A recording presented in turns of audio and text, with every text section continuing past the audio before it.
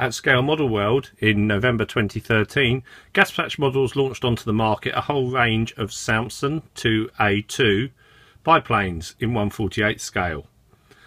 Obviously this was released about the same time as the Wingnut Wings 1/32 scale kit hit the market, and comparisons are going to be pretty much a feature of this video. And before you get any further, I will say the comparisons are very, very good. Here we have a page from the instructions.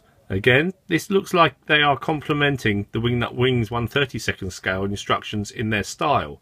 We do not have any photographs, but what you have got is beautifully clear. It is really easy to see where everything fits. You also are presented with a number of options which are called out throughout the construction process. The markings supply 4 options. Here we have an American marking scheme with the stars and stripes prominently displayed on the flanks, and a post-war Polish example. This one's actually quite attractive and a bit unusual. Overleaf, we have another American example and a French example. All of these have nice artwork on the sides of the fuselage, which certainly adds interest to the model. On the rear of the page we have this little template.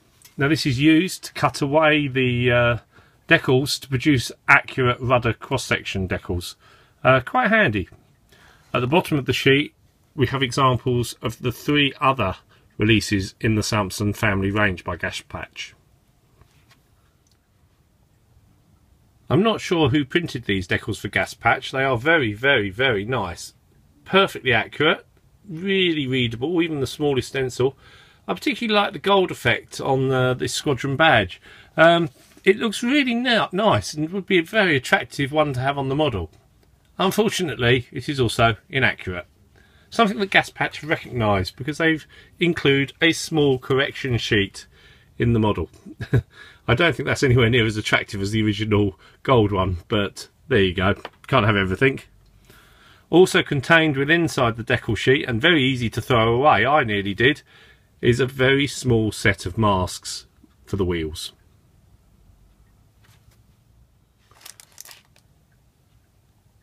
Etch brass to this quality is normally something you'd be buying as an aftermarket extra, but no, Gaspatch include it in the model. Some of these parts are incredibly tiny, certainly a bit beyond my skill level. In fact, you actually get 2 sheets, because on the other side you have some detail parts for the engine.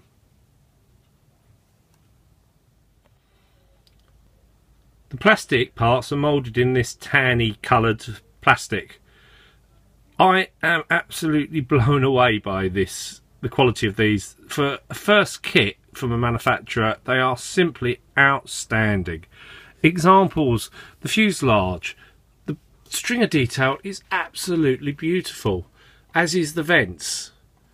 You have 3 fuselages, that's because there's some extra parts here for the alternative models.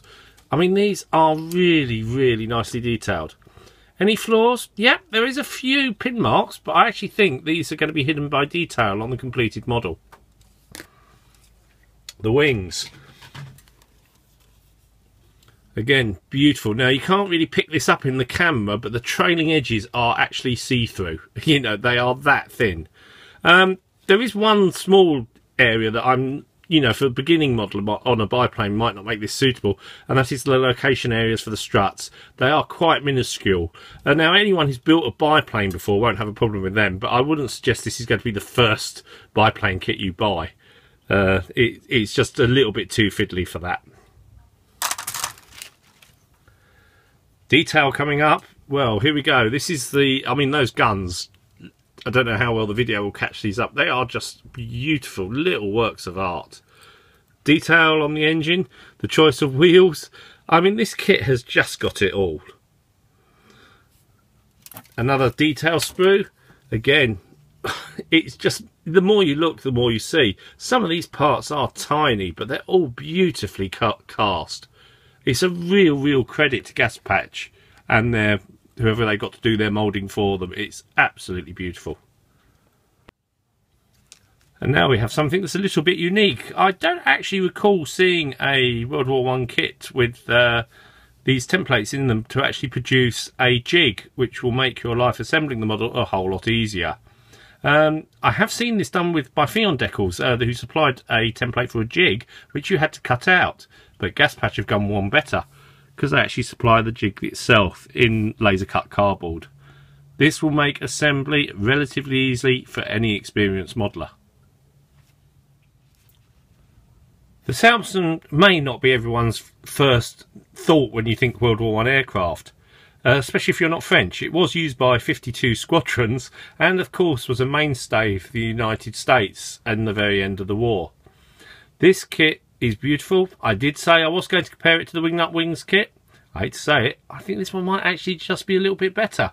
That is almost blasphemy. I mean, I really do mean it. It is a beautiful, beautiful kit. There are some extras that you can buy for this kit from Gaspatch. They do some really nice turnbuckles, which would set the kit off beautifully.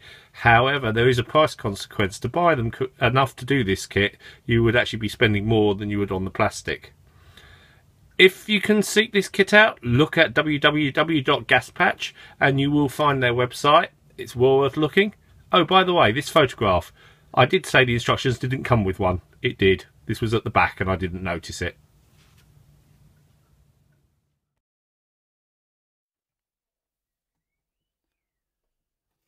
One of my favourite innovations from the aftermarket recently has been canopy masks.